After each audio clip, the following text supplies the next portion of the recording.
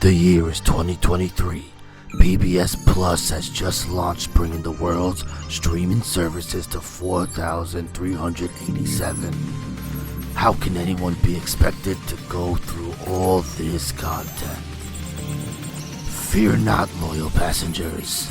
Captain Joe Shoes and his first mate Mez are here to travel through space and time to bring you the best nuggets pop culture has to offer. Strap in.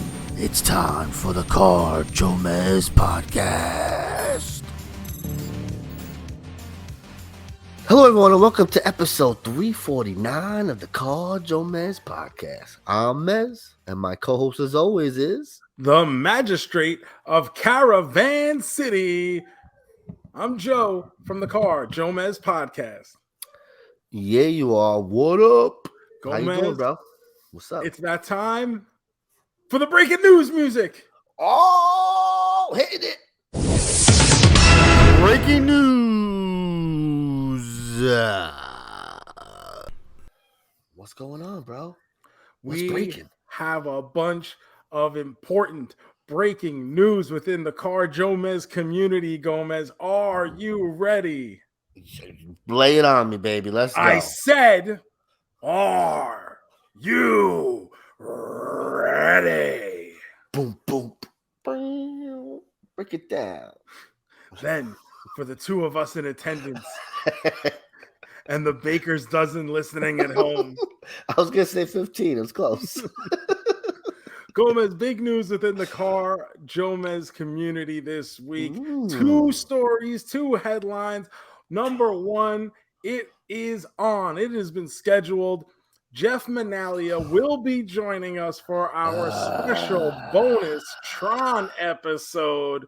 So you guys get ready for a special bonus edition podcast this Monday where you will hear the big Tron wrap up, why it sucks and why Jeff hasn't realized that yet. But hopefully at the end of it, he will have realized it. Enjoy the handicap match, boys. Now, this is a fortuitous bit of timing, as in my social media memories this week, it turns out that it was 3 years ago to the other day, that I watched Tron for the first time. It's pretty funny. It always works out that way. Always topical we are on this show, right? So funny. So that'll be coming up on Monday. Make sure you guys watch Tron because, I mean, if we got to do it, you guys got to do it too. It's only fair. Please watch it with us. Suffer with us. And second big headline, Gomez. Our double main man sometimes, Eddie Bowman. It is very much a sometimes thing with Eddie Bowman. Definitely, 100%. Eddie Bowman had said that he filmed a piece to be in Shazam Part 2, right? That's right, and yes. He was left on the cutting room floor, very upset that he wasn't in the movie. But if you get the Blu-ray of Shazam Fury of the Gods, Eddie is included in the deleted scenes. You can see him looking like a haggard Philadelphian, the proper way. I will say is very method. So congrats to Eddie. That's pretty cool. He exists in the DC universe. So he's like pouring water on his head in the picture he sent us. A rough day. So I'm assuming he's got some earbuds in too. He's probably listening to us. So we obviously exist within the DC universe as well. Oh shit. I didn't even realize this. Very big in Philadelphia, this podcast. The biggest. The biggest. Oh, that's awesome, bro. We're in a superhero movie. That's great. I mean, it might be the worst one. What else could we possibly be doing? I don't know. Maybe if you're in that bubble, they still have Wi-Fi in there, right? That's a good question. Like, did the Daughters of Atlas block Wi-Fi? Bro, sometimes I walk into another room and the Wi-Fi don't work in my house. So I don't know. You put a dome over it? I don't know. We got to have that fiber optic cable. Fiber. I wish, bro. Oh, it sounds so good. I bet if I switched over, I'd be so disappointed, right? Like all that hype. And I'm like, here it is. Well, and I'll tell you what, back when I still lived in Queens and New York, we had Verizon Fios, and it was the best. my upload speeds, my download speeds, my connectivity. It was stupendous. Oh, now I don't got no Verizon Fios. I got bullshit internet. It's what they should Is there call even it. like a Fios type thing? Like, is there something like When I super first duper moved fast? to Florida, now you got to remember, I've been down here a long time now, so we're going back like a dozen years. Yeah. It was like AT&T Uverse. Yes, I do And remember that was that, actually pretty damn good. Oh, okay. But then I guess they lost all their money. They got merged or some shit. I remember. Who knows? It doesn't exist anymore. And I know I can't get it because all these communities have deals with the cable companies that like only you can come in and provide high-speed internet and telephone. And who's the one? Yo, and these bundles. Let me go off about the bundles. I wasn't playing this. Fucking bundles, bro. Who the fuck wants a bundle? A landline phone? Yo, they so stupid with that. They act like it's a selling point. You get a emails house phone every day. Like, oh, this is a special deal just for you. That's not for me. I don't want that. What makes you think I would want a landline? For your fax machine, clearly. The only use I have for it is to connect this Sports Illustrated football phone. And I don't even want to use it because it's a collector's item. No, it's a prop. You can't be making calls on that. Look, it says Sports Illustrated right on it. It does say that. Wow. That's because it's cool. Genuine. It's not the bootleg one. Very good. I mean, I don't even have like a thing like on the wall where I could like hang my Sports Illustrated football phone to the wall. It's got no. That's a very the cord is very small. You're not getting very far. It's because I got wrapped up. Okay, all right. I was gonna say like you're not getting far with that, bro. But I got it in my head like a year ago. I was like, you know what used to be awesome? I always wanted, I never had a Sports Illustrated football phone. And I have one. I don't know what to do with it. I certainly don't want to get a landline just to be able to connect it. But every now and then I get to open it up and do things like this. It's good to have props. You never know when you'll need props. Ladies love props. Yes, they do. You show a little goofiness, right? Oh, hey, baby. That's why I always keep this guitar within arm's reach. Serenade, play it. I'll serenade you, baby girl. Get comfy. Daddy needs a drink. Oh, baby. Thank you guys for listening to the JoeMeZ podcast even. Please remember to hit that subscribe button wherever it is that you're listening to it, or if you're watching on YouTube, remember to leave a 5-star review. And if and when you do, please screenshot it, tweet it to us at JoeMeZ. And if we still have them left, you can be the lucky recipient of an autographed JoeMeZ 8x10 as a token of our appreciation. Yeah, and baby. JoeMeZ, so we got some news out of the way. We got our little rant out of the way. Who the fuck wants a landline? The bundle prices. Terrible. It's bullshit. Absolute bullshit. But I do have a little bit of news. I was perusing the ESPN Plus app the other day. I said, let's put on some sports thing to fall asleep to tonight. Yeah. And I saw a trailer for something I didn't even know was coming out. I must be behind in my news. ESPN 30 for 30, 2-part special, May 30th, May 31st.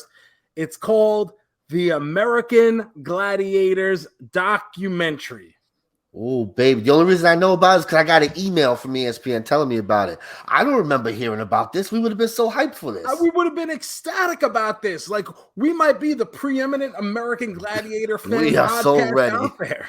We're ready. Any people, we're going to be more excited about an American Gladiators documentary. I don't know who they'd be outside of like Nitro's mom. Like, get out. We brought it up randomly weeks ago, just talking about American Gladiators. Come on. So this is being directed by Ben Berman, who was behind the Amazing Jonathan documentary. Oh, and we like awesome. The Amazing Jonathan. He's amazing. He's great. He is amazing. I love him. So the tag on this, the sell, is what begins as a traditional sports documentary soon gives way to bigger themes of greed, divergent narratives, and ultimately questions how history itself is written. This sounds like the most important documentary that's ever been documentaried. I gotta say, bro, Every fucking documentary now is it started off as one thing and now it's something else. Can we just get a fucking documentary about what it's supposed to be About about, what it's bro? supposed to be about. Like, don't I think just we want to can. know about American Gladiators. It's gonna be 20 minutes on that, and the rest is gonna be the downfall of man and civilization. What are we doing? Oh, The I'm gonna be creator. there either way. But I'm like, come watching on, it. Yeah, like I don't need to be convinced to that watch an line got me American like, Gladiators what are documentary. we doing? So, Who was your favorite American Gladiator? oh man, Like Nitro to me felt like the Hulk Hogan of the thing. yeah, I mean, he was the best. I'm trying to think, man. What are the ladies' names? Tell me a couple of because I did like a couple of Siren, Lace. Lakes. I think I like Lakes. It's been a while. I gotta remember these people. I think But Zach was Lace, the one who did Playboy. oh, I know that was your favorite. Well, after the conversation last week about my enthusiasm for 1990s adult film sirens, which we got a lot of feedback on that. There are a lot of you guys out there, you know what I'm about, and you appreciated it. So it seems like we have similar search histories. I love it. When's the last time we were excited for 30 for 30, right? It's been a while, huh? I feel like they don't get the kind of publicity that they used to get. It's almost like an afterthought unless it happens to be something that falls into our timeline or meshes. Like when the Mets documentary, the 4-part one came out, like that was obviously like we follow the Mets. So obviously that was like over everything we do. Yeah. So that might be the last one. There wasn't an Al Davis one. Al Davis versus the NFL. I don't know how recent that is, but I feel like that's one of the more recent ones. Probably but the 7 30 years for 30, ago. Yeah, probably. The 30 for 30 theme as a whole doesn't really fit anymore. Remember, that was going 30 back for 30 years. Yeah, and that's over a decade ago now. Yes, because there was 40 for 40 they could have did. It ran so long. So, I mean, we keep getting these. They're usually good. They're usually entertaining. Yeah, they're usually good. As long as it's a topic that you're interested in. Yes. But even so, there are times where I don't know anything about something. I'll just like, oh, let me put this on because it's usually good. And I've been like, oh, okay, this is enjoyable. Yeah, there's been a few that surprise you, especially when it's something you don't know shit about. Like, oh, shit is wild. I didn't know they did that over there. Like in the early days, one of my favorite ones was Small Potatoes, What Killed the USFL. And this was before Trump became president and all that. So I found the USFL story very interesting. I didn't know a lot about it. Then a couple of years later, Jeff Pearlman, who writes a lot of sports books, wrote a book about that, which I'm a big fan of. And there was the Valderrama one, not Carlos Valderrama, Andres Escobar. I keep thinking I'm confusing my Colombian soccer players. But about the 1994 World Cup, scored an own goal and then was murdered. Yes, that was crazy. The two Escobars. That's what that one was called. That was crazy. Between Colombian soccer and Pablo Escobar's drug cartel. There were a lot of ones early on. Were like, oh, this is a great story. Gretzky being traded to the Kings and stuff like that. So it turned into something like, oh, it's a 30 for 30. Let's watch it. It got that name recognition right away. Yeah. Very early. Like a lot of the early ones were just very, very strong. So after, not even that long, it was like, oh, a new 30 to 30s coming out, like destination viewing. Set your it was like a big thing. Like they would center a whole week around it. Like, oh, it's the Miami, the U. Come and watch it. Like they would build it up for weeks, countdown clock on the fucking thing. Yeah.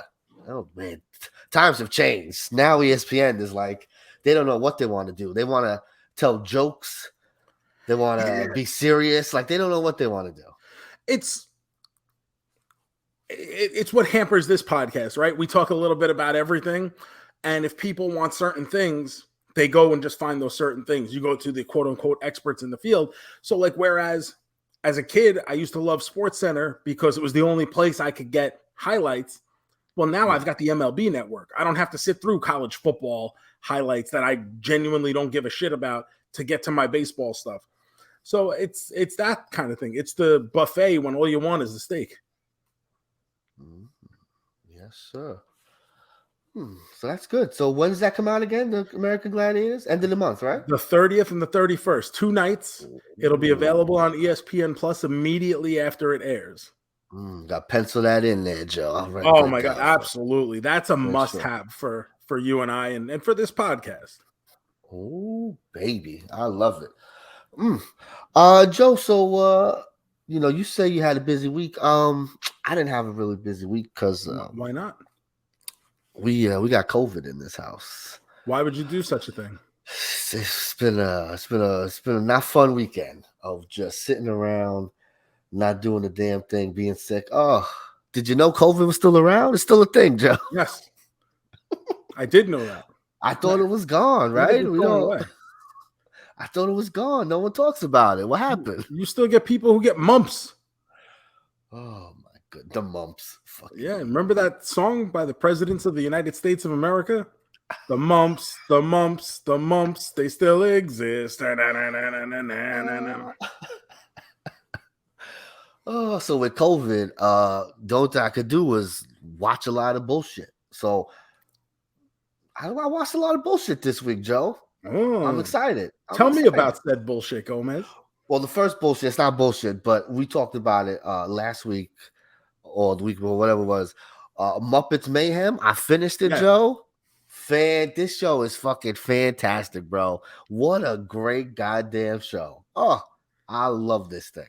It's just a tremendous use of the Muppets. Like everything, to me, it's the most Muppet feeling thing In a long time. since the first Jason Segel Muppet movie. For sure. It was so good. Bro, the episode when they eat the expired marshmallows so they can do a trippy drug episode, fucking brilliant. It is, I'm just sitting there, just the biggest smile on my, like I said, we both said it, right? We like the Muppets. We love them. We don't love the Muppets, Yeah. but this made me, I was like, man, I love the fucking Muppets. They're the best. This is so good. And it's nice to have like some smaller use Muppets being Yes, that's what I said. I want more. promoted Give me here. more Muppets with some side characters. Yeah. Kermit's great and stuff, but let me get Fozzie doing something on his own a little bit. Let me get Like the premise some of of these this other show is people. great. Oh, Dr. Teeth and the Electric Mayhem have promised to put out their album for decades. They said they'd do it once they stop touring. The problem is they've never stopped touring. Well, I'm in. You sold me on that alone. And then they just put together a fantastic 10 episodes. Like I said, I can't talk it up enough. I'm glad you enjoyed it as well. Did you happen to enjoy Zoot doing his casting call for people to play him because he didn't know there was a documentary? It was good, yes. I came right away. It's like, oh, who should play me, man? I love my man Zoot. Oh, they're all good. They all get a chance to shine. The humans were good. Like the humans weren't annoying. They were there just enough.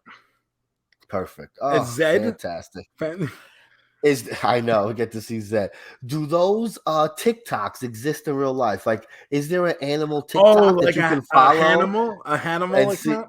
And see if he does. Like, I want to see if they like actually put this up to promote the show. In all honesty, they probably did. Right? I don't see why people do that. But like, I haven't even thought to look for it. That's so good. Oh, I loved it.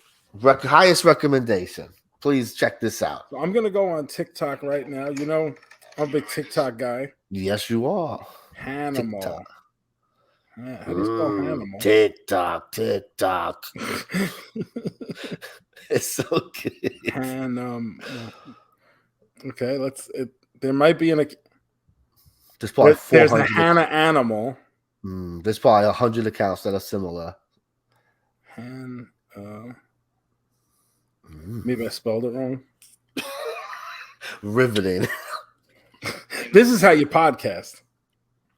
No, I don't know. If there is, I can't find it in the time I've taken to look for it. So now we move on. Go watch Muppets Mayhem if you haven't already. Please, it's the best. Oh my goodness. Oh, in my free time also, I did a lot of Zelda playing. Did you get the new Zelda game? I didn't get the new Zelda game because I said I want to finish this other one. And I had mentioned that I wasn't really loving it. Well, I love it now. It's totally different. So, like, I wouldn't say it's my favorite or everything, but I'm having a lot of fun. Breath of the Wild, that's the one I'm playing, the first one. Like I said, it's so different. So I see it as something else. Like, I'm like, oh, would I rank it in my top 3? No, but I want to play it all day. Like, if I have free time, I'm like, hey, I've got to find some shit to do over here. the open worldness is interesting. Like this map, bro. I gotta show you a picture of this map that I have to deal with, and there's like hidden things all over. So it gives me. I have played It's like a GTA. Is probably the best way I can explain it. Right? People So it's play like an Grand open Theft map. Auto, and do they even play the missions? Right? No, You play I've one never mission had. and then you just fuck off. Right? You just do whatever side mission. So that's basically what I'm doing with Zelda. There's a mission. I've done 2 main missions, and then I said, yeah, I don't want to do this, and I've just been finding this, finding that. So because of that, I'm loving it. But I do miss just like I do wish someone would tell me just go over here and I can't do nothing else. Just straight line. But it's good. And this new one that came out, bro, the whole gist of this one is like you get to build stuff. So like you take like some rocks and you build a thing and it turns into a weapon. When you get more crafts, you could turn it into like a floating device that'll help you float from one place to another to reach something. So, of course, because there's lunatics in the world, people have found out how to make like drones where they're just like making these things that are just going around the map, destroying anything that moves, and then just collecting the stuff. Like people are making cars, rocket ships blasting off into space. It's like amazing. Like the physics and the mechanics of this game are wild. It's insane. So, like, that's making me like, oh, I got to finish this other one because now I kind of want to I build want to some build a crazy shit. drone. Yeah, Like I want to have some crazy shit here. So I can't wait. Soon enough, probably by the end of the month, I'll jump on to the next thing. Well, I know the new Zelda game obviously was a big deal. Midnight release, which I didn't know they did anymore. I saw, one of my friends put it up that I was like, this is a thing? It has to be just for Zelda, right? Because what other game would warrant I a mean, Call of Madden Duty or is still something? big, right? I guess, but I don't. But is it still big like that? I don't play Madden enough to even know. Like You I know, don't I know. only Like I pick up just Madden maybe like once every 5 years at this point. now it comes on Game Pass. Like I could play the most recent Madden like now for free. Now that Mhm. like the season's over and shit, like yeah, here you could try Madden 23. Yeah. A couple months before the new one comes out, and I'll just download it and just be like, fuck around with it. It's definitely not something I do. Well, Gomez, I spent the week catching up on a show we mentioned last week, or you mentioned last week that you had watched some episodes of. It's Ooh. on Freevee, which is a part of Prime Video for Amazon. Yeah. It's Jury Duty. Oh And snap! we spent a lot of time last week comparing it to the Joe Schmo show from The 20 years best. ago on the Spike TV network. And if people were paying attention, and if you were following Gomez at the address below here, twitch.tv/mezmovie, you would have seen that Gomez put up season 1 of the Joe Schmo show streaming on his Twitch channel, and you could have tuned in for it.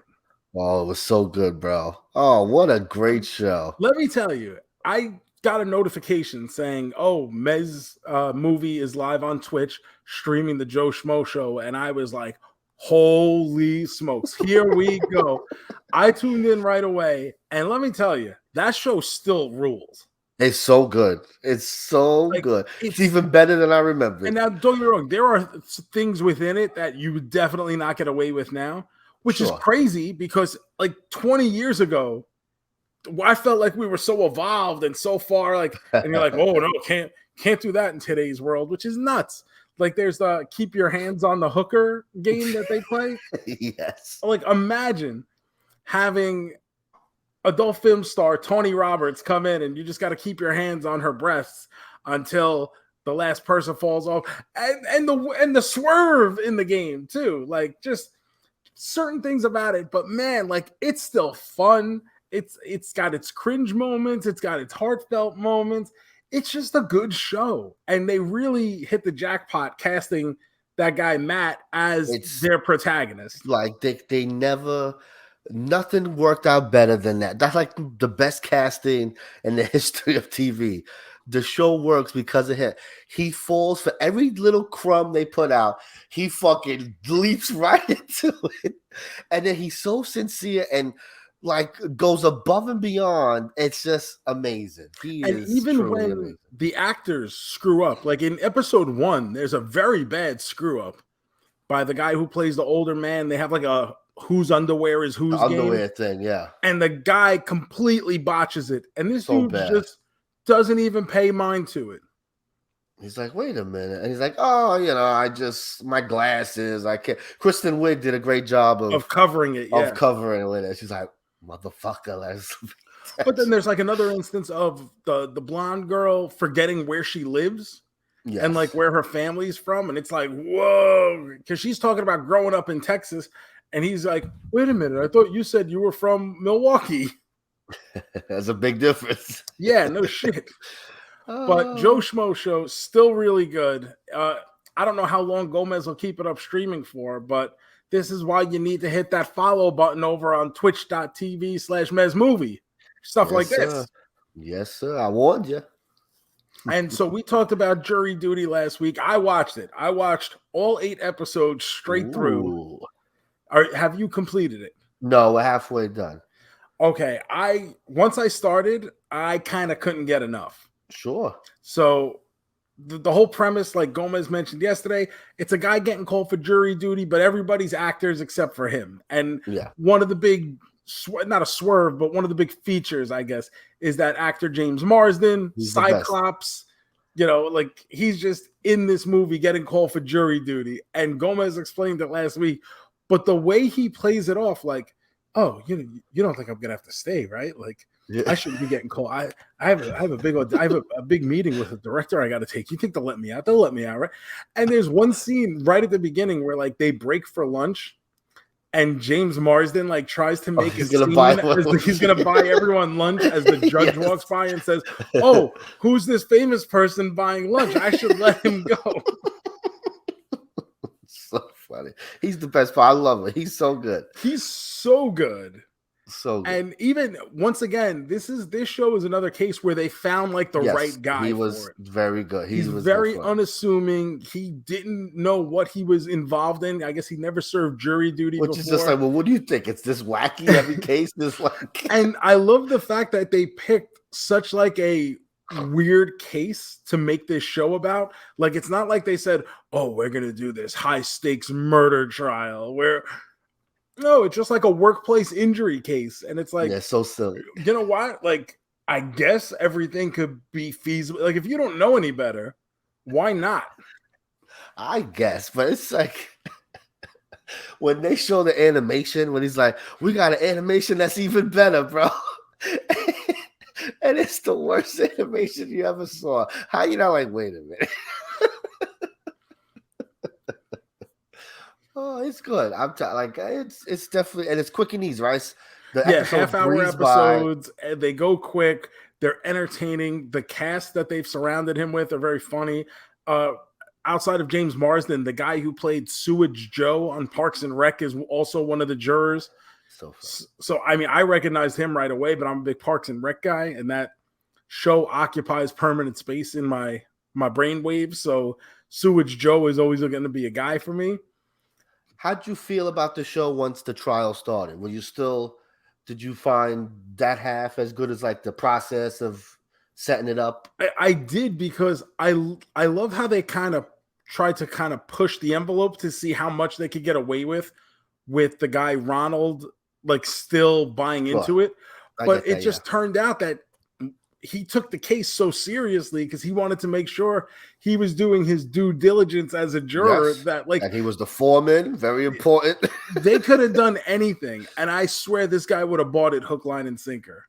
That's what they cast great. See, there's going to be a season 2, and they're going to rush it, and they're going to get someone who's not as good. And it's going to be not as good, but I thought this show was really good. It's free, guys. Prime Video, Amazon Prime Video, Free V is the section it's in. Jury Duty. That's all it's called. Jury Duty. Go check it out. Yeah, it's the old IMDb TV. If everyone ever watched that shit, I don't think there was ever anything. I mean, I use Freevee sometimes. I'll go into the section as I scroll through the app just because they'll have like a lot of TV shows and you get them with commercials, whatever. But like I was rewatching the X-Files. I like the X-Files. Sure. I have one of those TVs that as soon as you turn it on, it's like Amazon, you Okay. know. So it's always like promoting some bullshit.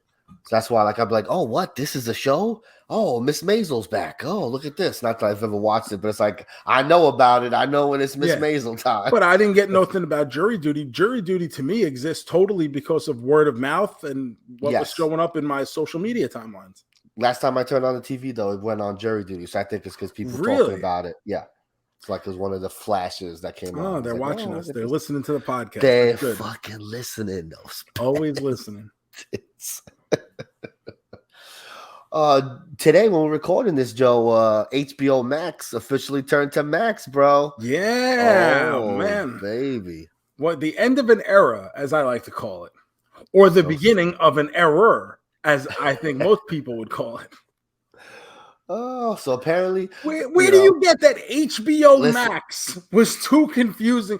I never even knew it was a combination of HBO and Cinemax. I just thought it was like HBO to the max. Apparently, HBO is too highbrow for some people, you know. As much as we say it turns people on, like, oh, HBO, apparently it turns people off.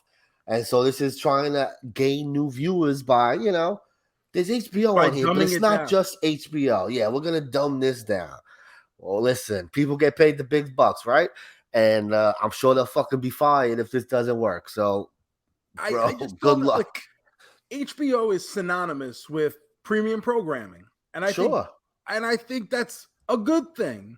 But like, supposedly it's not. That's which I don't understand at all. Like, it's not like we're saying this is all like some fucking British royal family bullshit. Like, it's fucking Sopranos. Everybody cursing and shooting each other in the goddamn head. What is the problem? Like, that's too highbrow. Fucking that's too much. I just want getting fucking ass raped on Oz is too highbrow. Bro, I just want Housewives. I just want a cooking show. I don't want all that show with scripts. I don't want that shit. I get all my I want reality movies, TV. I get some animation. I get all 29,000 seasons of South Park. I got a 5-part documentary about Shaq. What's wrong with that? Ooh, I was watching Venture Brothers while I was sick this week. See, it's so good. The Venture Brothers, all the Adult Swim shows are on there. So good. So when I went on earlier, my Xbox did not automatically update. I had to download this new app that said Max. Mm-hmm. And so I did it, nice and easy. And so I was scrolling through and I saw there's a Gremlin show on there, Joe. This animated Gremlin show. I remember it was coming out. I didn't know it was coming out so soon. It's out, or it's just a placeholder for it? No, it came out today. I guess it dropped with the new app, you know? It's called Secrets of the Mogwai, Gremlins. It's like this little cute gizmo on the screen. I don't know if it's Gizmo. Is it weekly or is the whole series? I think it's weekly. It's weekly because there's only 2 episodes up there. Okay. So that's usually what they do. They do weekly. I guess, what's today? Today's Tuesday? Usually they don't do Tuesday shows. Usually Thursday. So I don't know if it's going to be Tuesday, but I'm excited. That'll be something I'll be watching this week. I'm so excited for that. It's probably not good, but who cares? It gives us something to watch. We always looking for stuff to watch. Listen, so far, Max is off to a great start with me. Fuck HBO Max, bro. You got a fucking Gremlin show on day one. I got a Gremlin show. Yes. See that? Oh man. I don't know. I gotta see how my app is working. I was told you shouldn't have to like enter all your credentials and stuff again. I didn't, but I don't know if it's just an Xbox thing and if you're on PlayStation or this, that. I downloaded the new app, and when I opened it, it said, "Hey, good morning, Mike.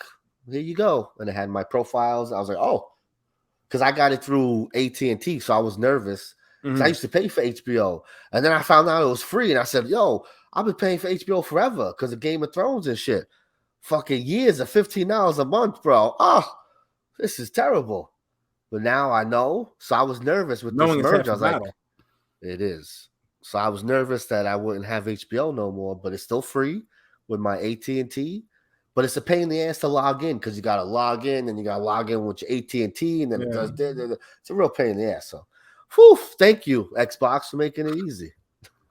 The one thing it does, TV. Fucking stupid. Something else I caught up on this week, JoeMeZ, I hadn't watched at all.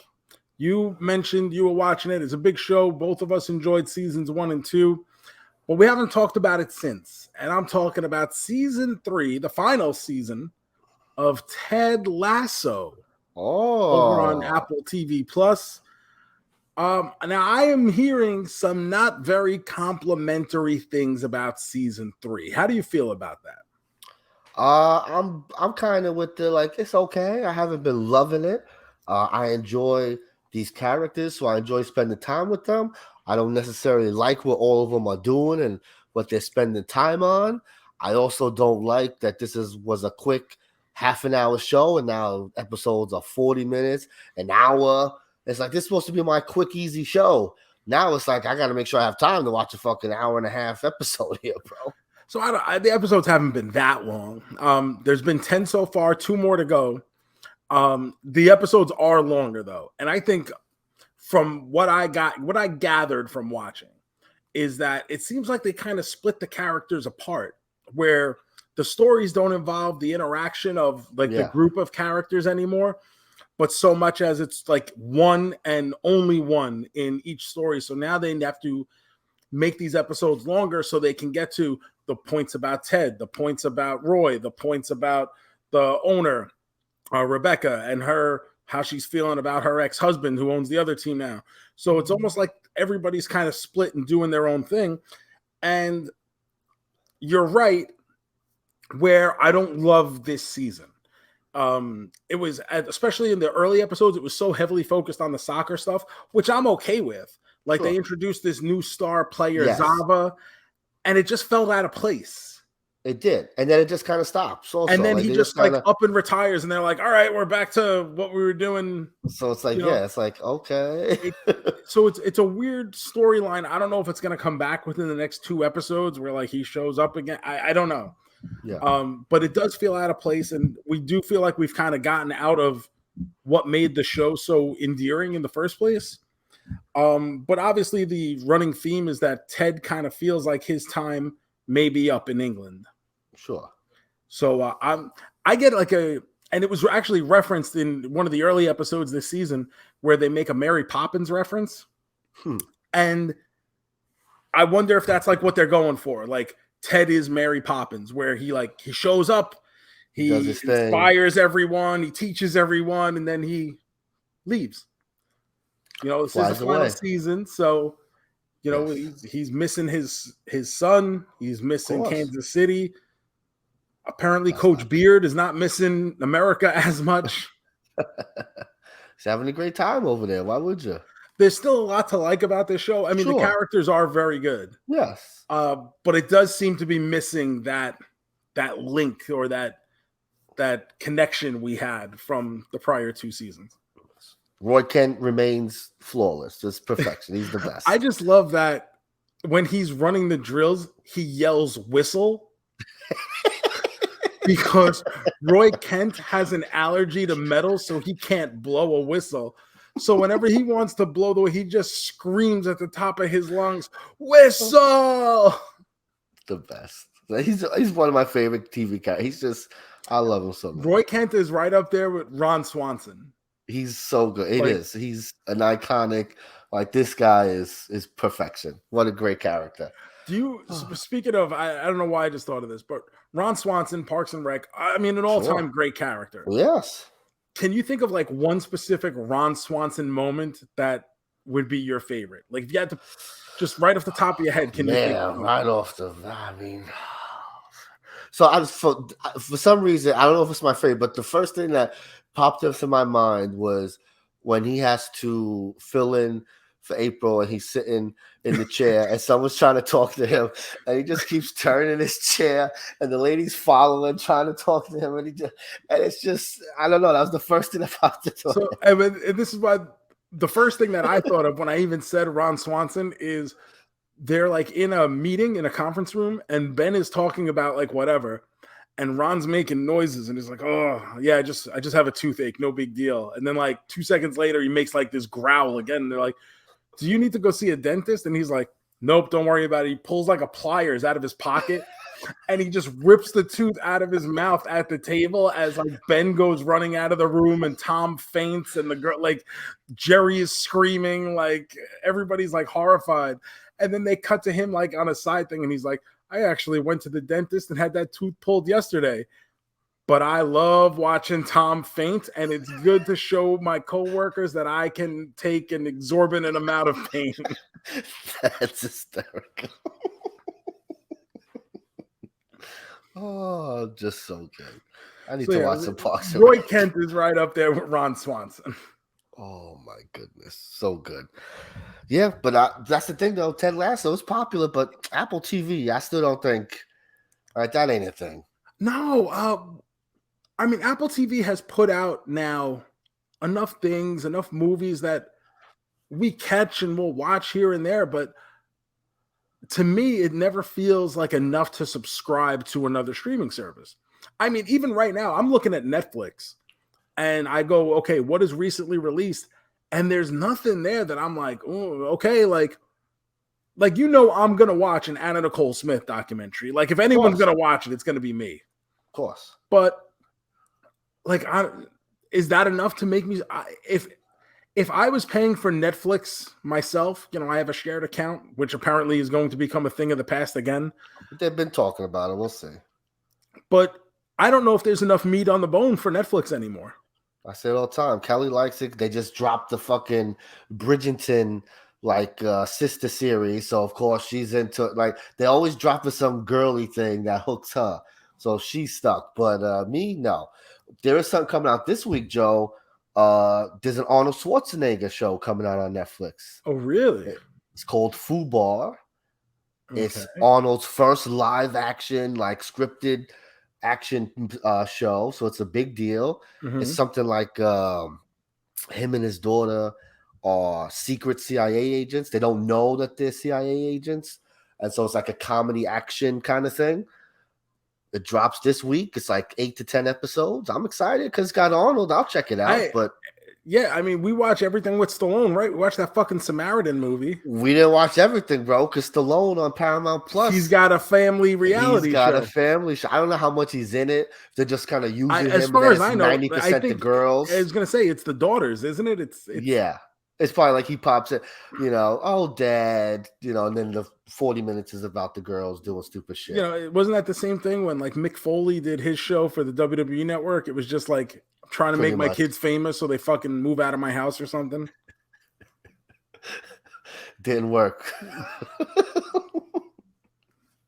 So that's a reason to keep Netflix, at least for another week.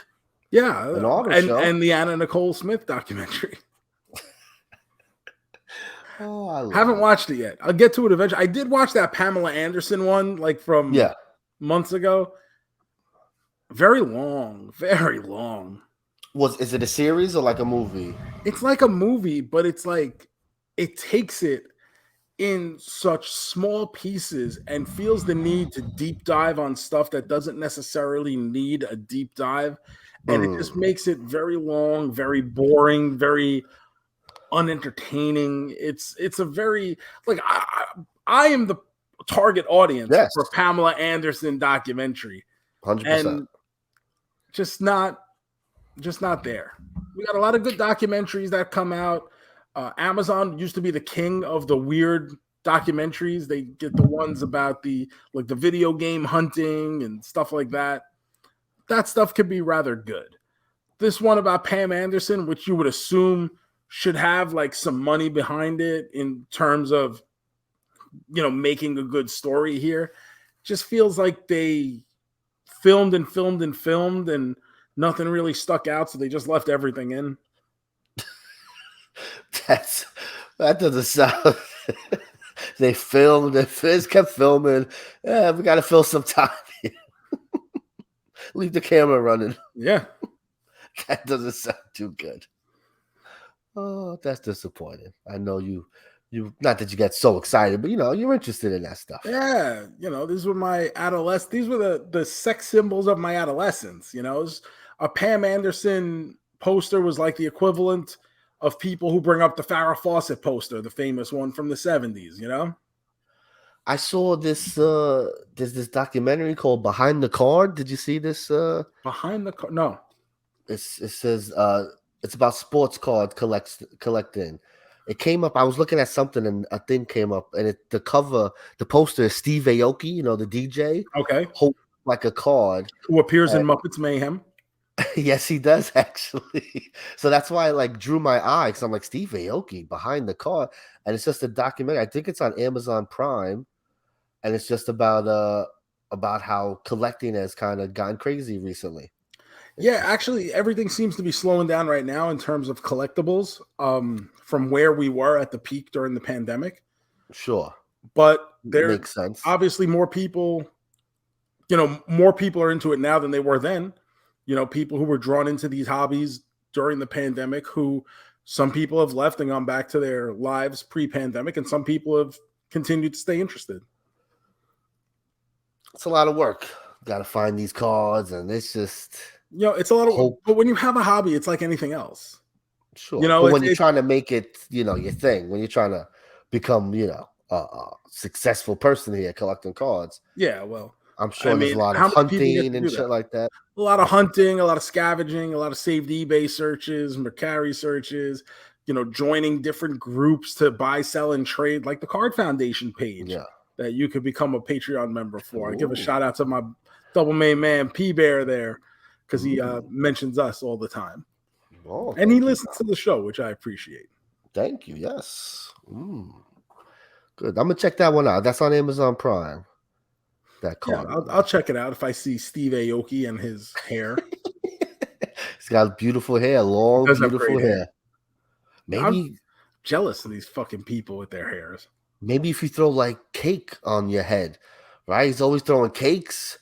That's his thing. Maybe that makes his hair so luscious. Yeah, bro. Like he'll throw like a full fucking Costco sheet cake out in the crowd.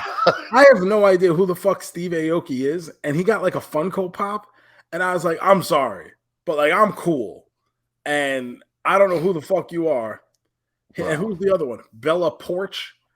That's apparently a person too that got a bunch of different Funko Pops who I never fucking heard of.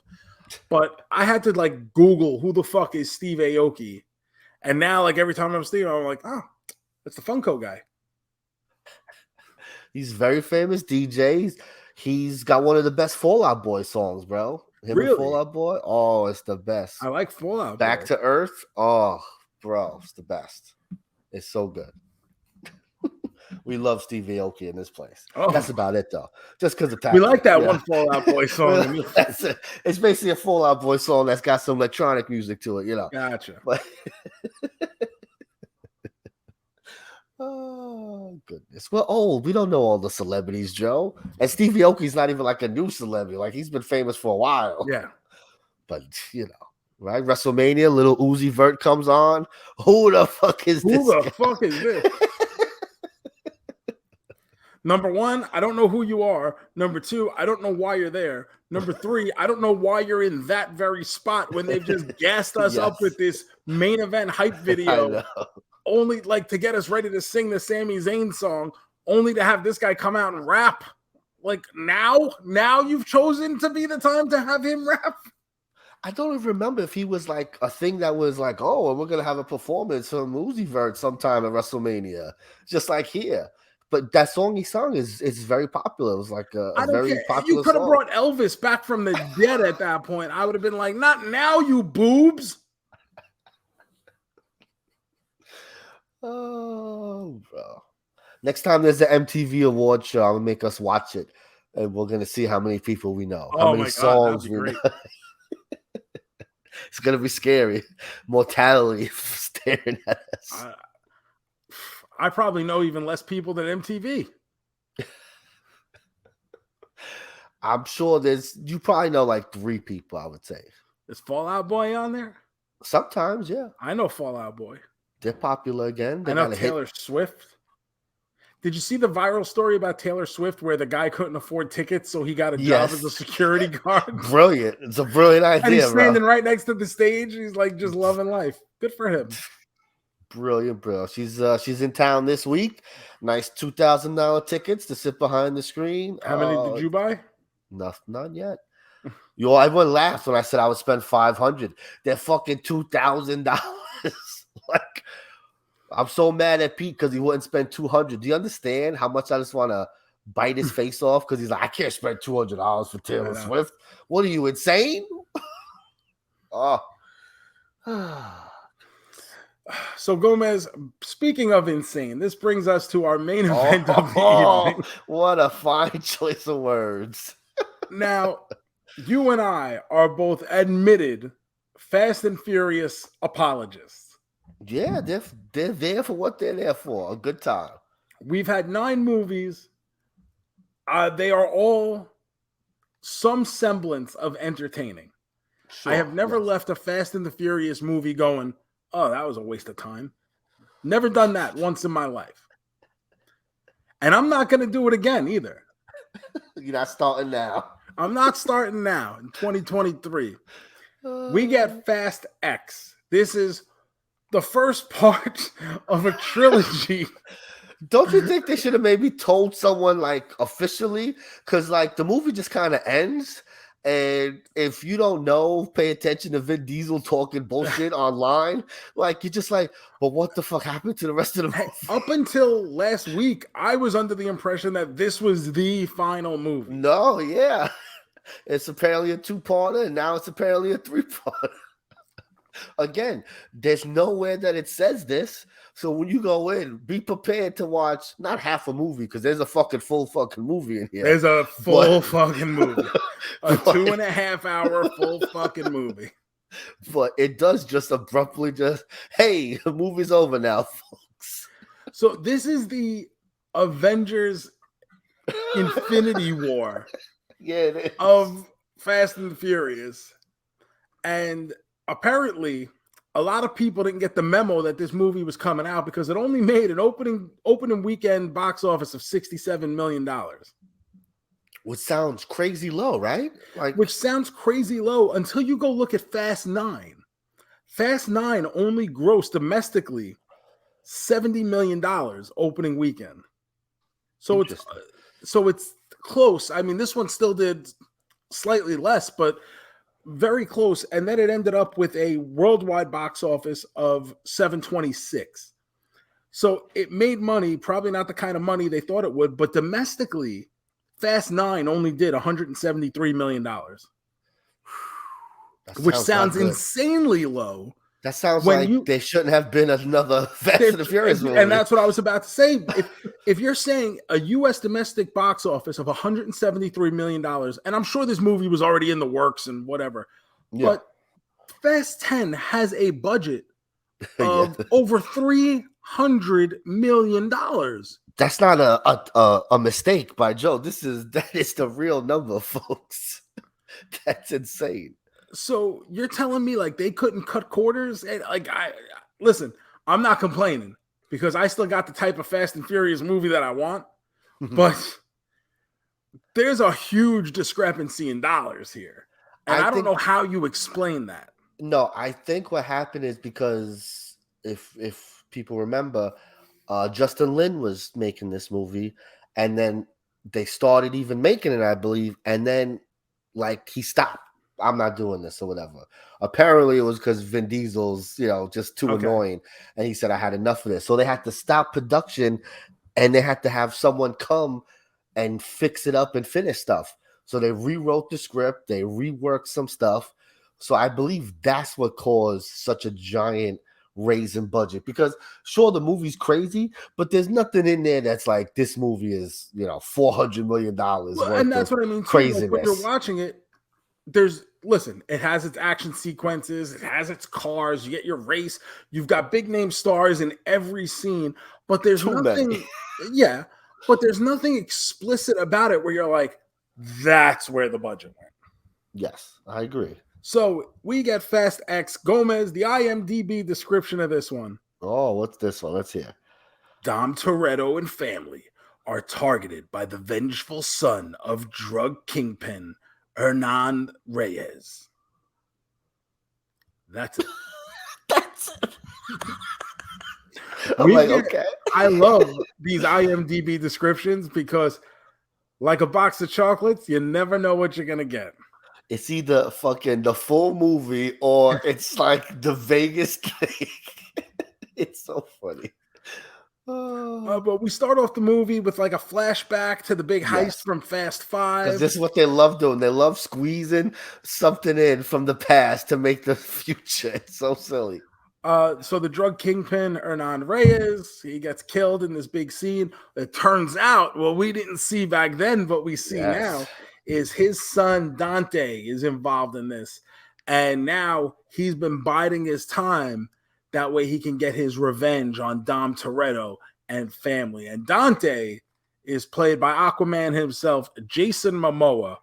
And I think this movie works because of him. It works because of him. Jason Momoa is one of the coolest fucking bad guys in recent memory. The best. He plays this in a way that is so completely unexpected for this big, muscled up, tough guy son of a bitch. You think he's like the drug cartel kingpin guy, bam, bam, shoot him up, beat him up. And he has this flamboyance and arrogance and bounce to him that is, it is absolutely delightful. The best. It's literally the best parts of the movie is when he's on screen doing his fucking Joker impersonation here. And that's what he is. He really becomes like the Joker of this. Like it's just chaotic and just over the top. Oh, so good. After Fast Five, we got Dwayne Johnson introduced to the Fast and Furious saga in Fast Five. And people started calling The Rock like franchise Viagra. Like they would bring him in to spice up a pre-existing franchise that had maybe gotten a little stale, like Fast and the Furious or The Mummy, G.I. Joe. If he was franchise Viagra, Jason Momoa is like pure uncut cocaine. No lies detected. He's like you said, he's playing this Joker type character where he believes that making your enemies suffer is more important than just killing them. Yes. And so first. He has outthought them at every turn. He's obviously put in the legwork, and everything he does, every scene he's in, and especially there's one in particular where he's overtaken Cypher's whole operation, who's Charlize Theron. And he's got a couple of her dead henchmen like sitting in his backyard, like propped up in lawn chairs.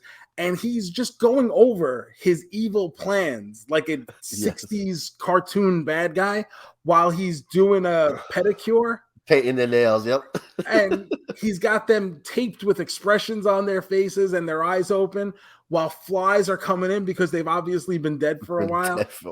What a scene. What a fucking scene in a movie. This better win awards for this shit. They should make a new category just for him. This is what the Oscars need to give this man his shine. I'm telling you, you won't expect this because, like you said, you expect this big muscle man, and every time there's a bad guy, they always got to out muscle Vin Diesel. It's always like, I'm tougher. And this guy is, just hamming it up. Like you said, flamboyant. Like there's code in there. Is he a little gay, right? There's little codes there. Who knows? He's playing it any interpretation you want. But it's so the opposite spectrum that it just really injects because the fucking movies are silly and they're goofy. So you need some silly goofiness besides all this Vin Diesel just grunting and it does add to the layers of development within this character because it shows a more extreme level of derangement than we're used to from our villains in this series, right? Yes. And he's obviously got the financing to pull off some of the stuff we do. We get an all-time great action sequence in Rome in this film. So the Rome stuff is cool. I mean, we got our car chases. We got a bomb slipping through. We got people going every which way. The scene with Jason Momoa, basically racing Letty as they go down on the motorcycles and everything going on with Roman and then Dom trying to stop this bomb. This is like great action movie stuff.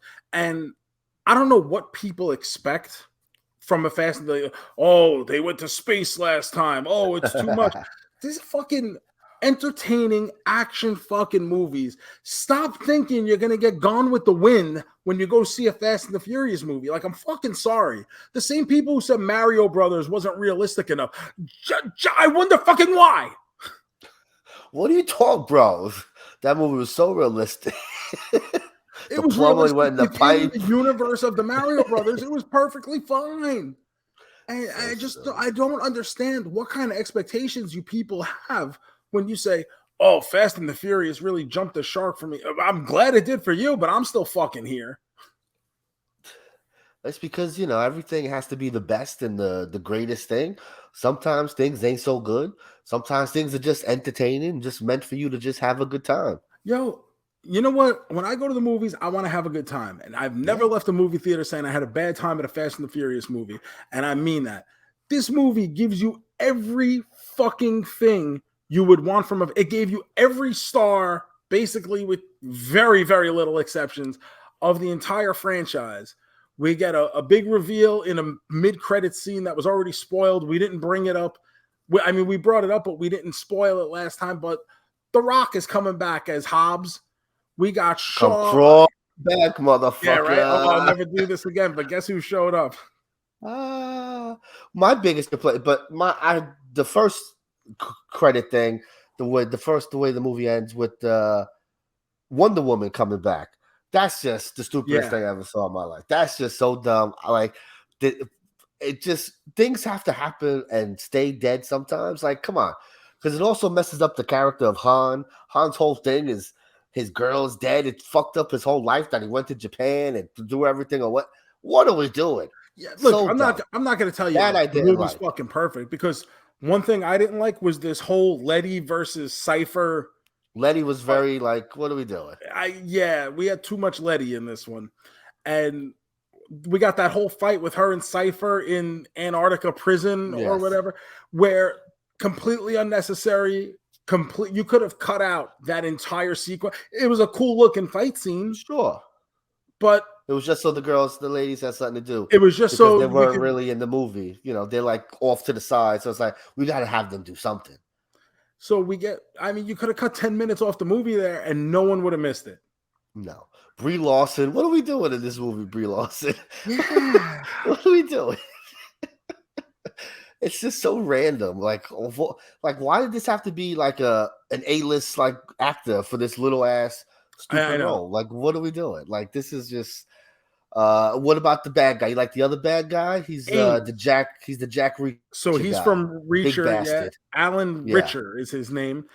I didn't know who he was. He looked familiar to me, but and I spend most of his scenes going, well, who the fuck is this guy? Because I'm thinking now, with the way these people are showing up in the movie, I'm like, he's got to be someone huge or like an NFL player or something that I'm just not putting together. And it turns out he's from the show Reacher. I thought he was good. I thought his role was good, but I will say the reveal of his motives I found to be very obvious. I liked it only because, one, it never happens, right? They all become friends always. Yeah. And because also the turn is so quick, he's like, all right, I'm listening. Right away, he's like, all right, Dom, all right. And so for it to be like, all right, I'm listening because I don't give a fuck. Like that I liked. So I like the swerve because it's something different, because it's always the same. Hey, we're enemies, now we're best buddies. I also like how when he's kind of interim in control of the agency, he's poking fun at all the stuff that these people have done in the And he's like, do you know how many people are in his family that have been on our most wanted? Every time we have a new suspect, he's let off the hook by Dom Toretto. What are they, a cult? Yes, that's good. So this guy said in an interview, I don't know how real this is, that he heard they were trying to get Keanu Reeves for this role as a bad guy. Supposedly they've been trying since last movie to get Keanu. Oh man! And they circled back around. And he said that when he got the call, he heard that Keanu had turned it down and that they went to him. So he assumes it was the same role. Maybe it would have been different if it was Keanu. But could you imagine Keanu Reeves fucking shows up in Fast and Furious? That'd have been insane. Yes, I can't imagine it. I can imagine a lot of things. I've got a great imagination. So, I mean, there are many things I imagine all the time. It doesn't mean they're feasible. But if you're telling me like Keanu Reeves could have been that, fuck, oh my God. Crazy. Yes. It would have been so crazy. I don't know if it would have been the same though, right? I don't know if it would have been the same. I thought this Because guy that character, like it would have had to been different. Like it couldn't have been the same type of character. So that changes things around. Well, I but love oh it. my God. I would love to see Keanu Reeves pop up in one of the next 14 pieces of this finale. What about our double main man John Cena? He turned into Goofy Uncle. I'm glad you brought this up. When we last see John Cena, he's a done killer. Estranged brother. He's a bad guy. Whatever. Yes. And I don't know what has happened. I don't know the what happened in between the last movie and this movie. But maybe there's a spinoff. Dom Toretto trusts his brother Jacob, as played by 15-time WWE champion John Cena.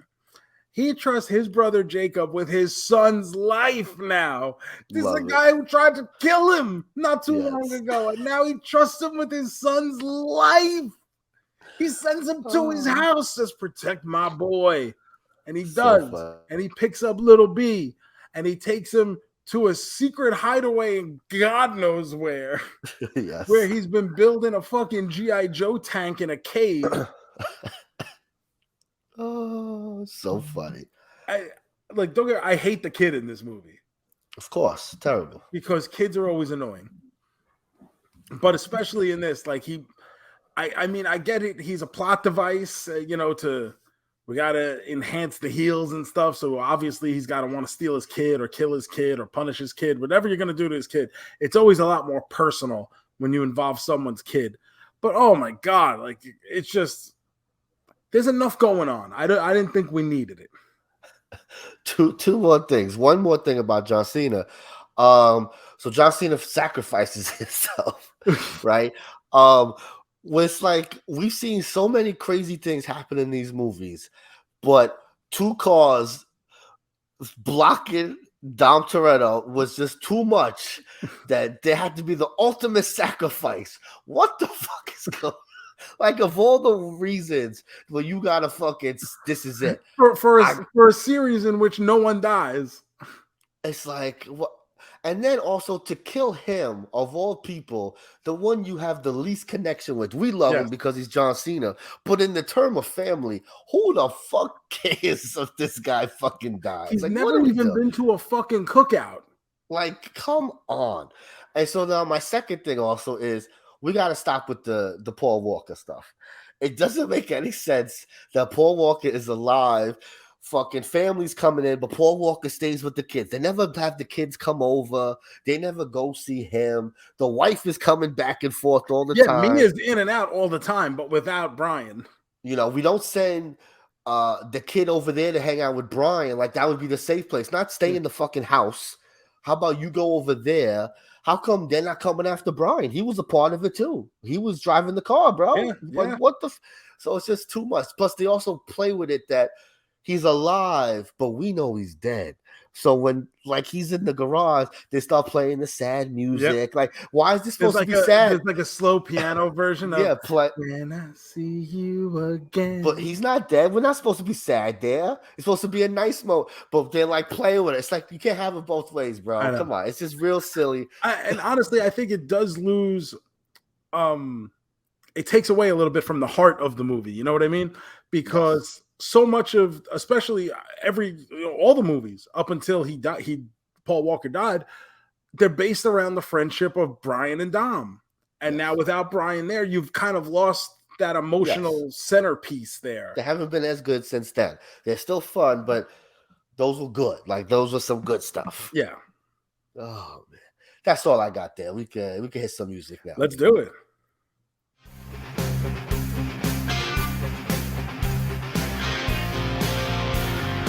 Are you a man? A double main man? Are you a man? A triple main man? A man? A quadruple main man? Are you our man? Are you our man? Oh, baby, Fast X. I also hate the way they're constantly changing the way we say these names. Sometimes Yeah. we say a number, sometimes we say the thing, sometimes we're furious, I think it sometimes was we're just fast. F9 was the last one. Yeah, And then the fate Furious of the 8. Furious. It was Like, the come, what fate are we? of the Furious. Yes, F8 the of the fate. Furious. That's right, the fate. It was Furious 7. That's what it was. Well, one of them was I think 9 was actually Fast 9, the Furious Saga or The something. saga of something. Yes, that's Yeah. right. The saga something. Oh Or my goodness. F9, the Fast Saga or something. So stupid. What are we doing? So Fast X here. What is this for on your main man standards, baby? Look, I mean, I could say it 100 times, 100 different ways. This is still a fun movie. This is a good fucking time at the movie theater. I grew up on 80s action movies. There's a reason I give a shit about Arnold Schwarzenegger getting a goddamn Netflix show in 2023. It's because I grew up watching Commando and Predator and watching Stallone movies like Rhinestone because I love action. Because that's the kind of shit I care about. And these movies give us something that we don't necessarily get anymore. And I love them and I want more of them. And you know what? I'm glad we're getting a fucking trilogy as a finale because I don't want this to end. Never. They're never gonna end. I'm good with that. I don't fucking care. I mean, I'm sure at some point all these characters are going to get real fucking tired if they haven't already of playing these characters. Nah. But It's the only thing they do. For me, I'm hyped about it. So, yeah, I understand it made less money at the box office. Sure, I understand a bunch of people have given up on it over the course of the past 4 or 5 movies because shit just got more and more ridiculous. That's what fucking makes it fun for me. That's what makes it interesting. They took Ludacris to goddamn space in the last movie. Space. Outer space. And you know what? He fucking drove home. He drove home from fucking space. And these movies rule because of it. There's nothing wrong with more Fast and the Furious. Give me all of the fastness and even more of the furiousness. I am going to give this a quadruple main man, 4 stars. It fucking rules. And fuck anyone who fucking thinks else. Because if you disagree, you are what's wrong with society. You, the listener of this esteemed podcast where I cast opinions. This movie rules. I'm gonna give it a 3. 3 main men is good. I had a good time.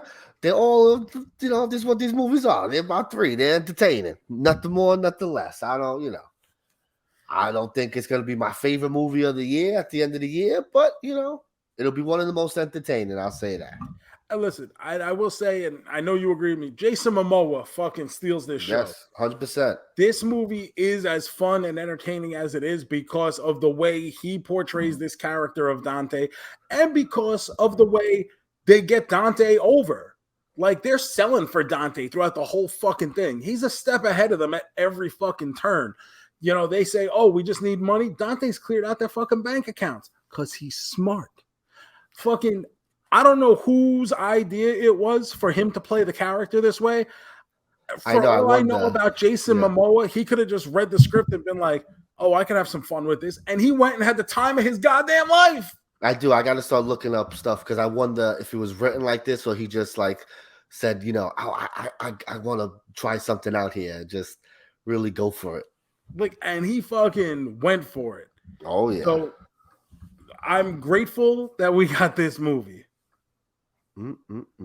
I wonder, let's see, what is this, 20? We probably won't get another one for another 3 years or something. I hope it's not that long. It's a long time, bro. They ain't going to finish these movies. It's going to be like 10 years before we get the final part of this movie. Jesus Christ. Oh, at least it gives me something to look forward to. Now, that being said, last week we talked about, I don't really rewatch these movies a lot. Sure. Do you ever foresee yourself rewatching this movie? Maybe before the next one comes out, obviously. Yeah, probably. Yeah. But do you ever see yourself, picking up and saying, you know what? I want to fucking watch that scene in Rome again. Sure. it's a lot of fun. Listen, if I should do that one day. Do the best scenes of Fast and the Furious. Because like I said, every movie's got at least one scene where you're like, God damn, that was fucking good. And definitely this one's got a few of them. There's a lot of good action in this. There's an awful lot of good action in this. So if that's your thing, man, this movie is serving it up on a platter for you. Bro, he throws a helicopter at someone from he wills his he's driving his car. Helicopters come and they're trying to pick him up, and he goes, "No, you ain't gonna pick me up," and he just stops it. One of my favorite things in this movie is as he's trying to escape, they like there's that fire, right? And Vin Diesel's driving down the side of the dam to escape this explosion. Yes, and his idea is to throw on the nitrous. Yes. As if the gas won't fucking cause more of a fucking... No, we needed that extra boost, bro. And then we're going to land perfectly in the water. That car is made of fucking what is it? Vibranium. I can't even speak right now. Vibranium. Oh my God. His car does 47 tumbles and he just drives off. Bro, what a fucking picture.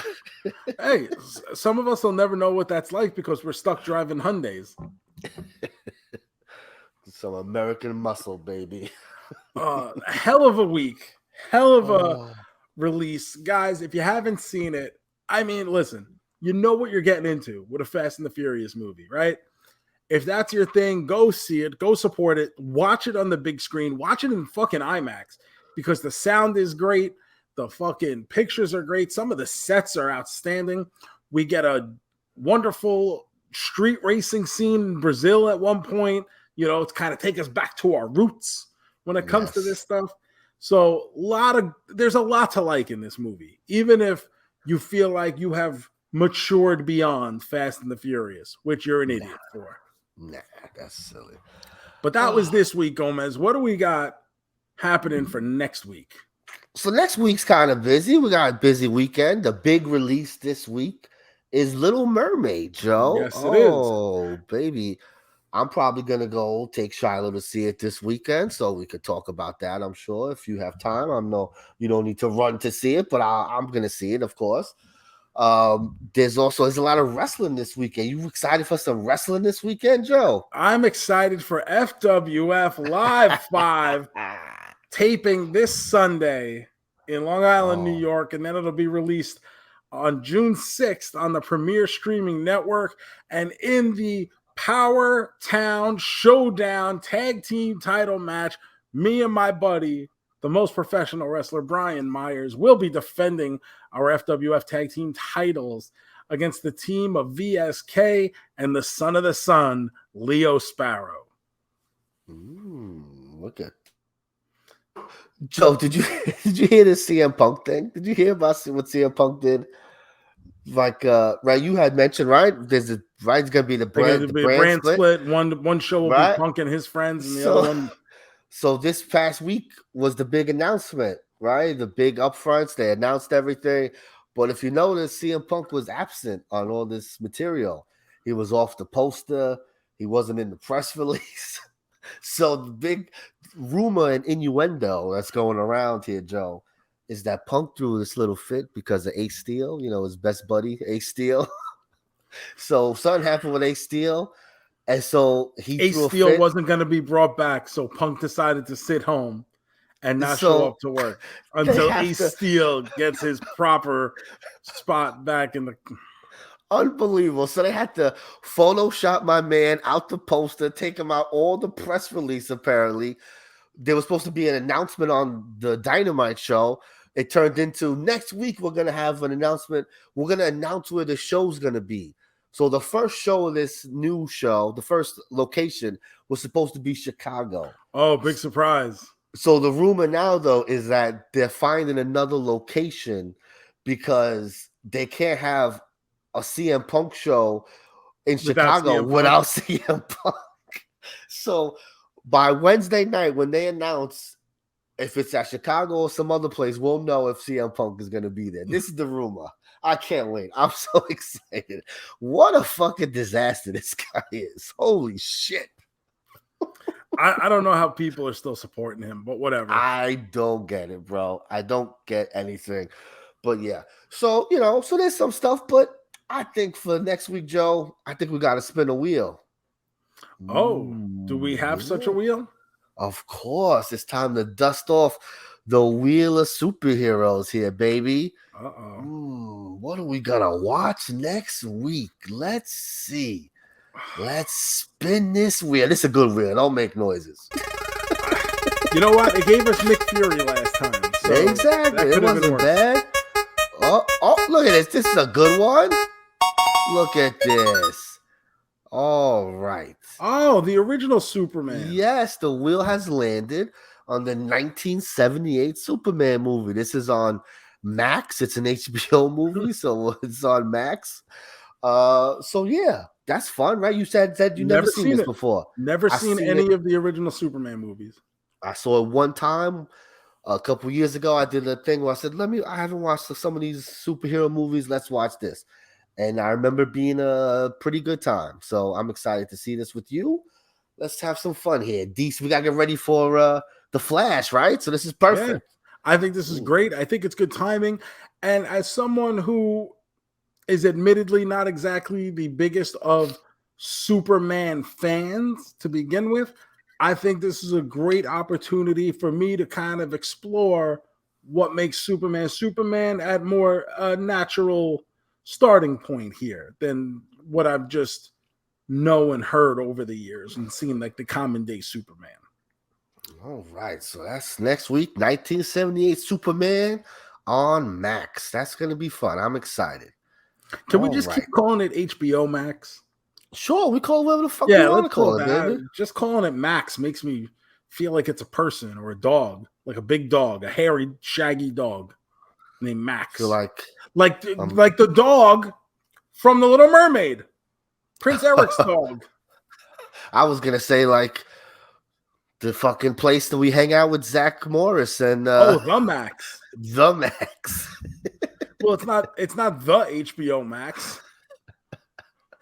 Oh goodness. All right, Joe. Before we get out of here, come on. We gotta spin another wheel. Oh my god. It's your favorite thing to do. It's now time for the big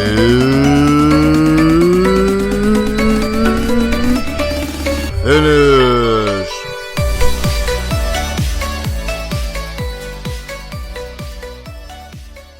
Big finish time, Joe. What's your favorite thing here? Spinning wheels. Yes. We're going to do an episode. We just spin wheels for 60 minutes straight. You know who would like that? Joey Hudson. He's a big wheel fan. Everybody would love it. It's the best. We're the best. Here we go. What are we going to have on the big finish here today? Damn. It fell off of Journey songs and landed on Metallica songs. We talked about Metallica recently. They had an album come out. We won't find none of those songs on this list. Here we go. So I gotta see. I'm a big Ride the Lightning guy, so Fade to Black is gonna be on my list. Let's see. I mean, maybe one. I do love one. Fuel. Give me fuel. Give me fire. Give me that which I desire. But Until It Sleeps. I like the Avril Lavigne cover of Fuel. I love you.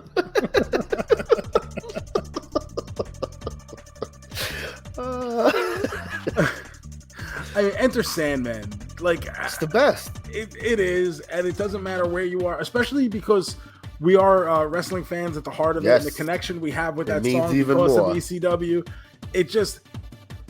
It's one of those songs that transcends wrestling, where it's like, you know damn well it was not written to be the Sandman's entrance theme, but man, it fucking feels like it was, right? What? It was made specifically just for that man. It's the best. Just for the Sandman, yeah. Oh, goodness. Oh, man. So let's do... All right, we're going to do Fade to Black. Maybe I do love Master of Puppets, bro. Oh, yeah. Sanitarium. I'm not like For Whom the Bell Tolls, I think would be up there. Oh, it's a great song. Great song. Like, I'm trying to think. Seek and Destroy. I got into. It's good. Sting. Yeah. Crow Sting. Jeez, I mean, there's so many, and what's Battery? Battery's good. Battery's good. Yeah, all right. We're gonna do Fade to Black, Master of Puppets 1. We're gonna do that. So I'm gonna go Enter Sandman. Until It Sleeps, number 4. No, I'll go Fuel, the Avril Lavigne version, number 2. And if you've never heard that version, go to YouTube right now and type in Avril Lavigne Fuel. You'll think something. You'll think something. And I think the other one for me is going to be Nothing Else Matters. Metallica put out this thing like a year or two ago where they put out the Black Album with like 5 different cover versions of every song. It had like 50 tracks on it. It's got like Ghost does Enter Sandman, Weezer does Enter Sandman. Huh. Fucking, I think there's a Bad Bunny. Bad Bunny does one of the songs. I can't remember what it was. Yeah, it's very interesting. It's just the Black Album with, track 1 through 6 are all Enter Sandmans, but all different people. I think, what is it? Miley Cyrus is on here. What does she do? That's interesting. I'm shocked I don't know about this already. Yeah, bro. But we love our covers. We do love our covers. Yeah, Miley Cyrus does Nothing Else Matters. It's great. That's probably really good. Yes, it is. Her voice, it's really good. Definitely check that out. It's called the Metallica Blacklist. It's on Apple, Spotify. You can find it everywhere. Definitely. It's good shit. Definitely good shit. Good episode, Joe. Good shit. Think so. Good shit. Hit him with them plugs. Thank you guys for listening. Remember to hit subscribe wherever it is that you're listening to this, or if you're watching on YouTube, leave some comments down below. Tell us what you liked, what you didn't like, what you agree with, or what you don't agree with. Remember to leave a 5-star review, screenshot that review, tweet it to us at JoeMeZ. Maybe we can give you an autographed 8x10 as a token of our appreciation.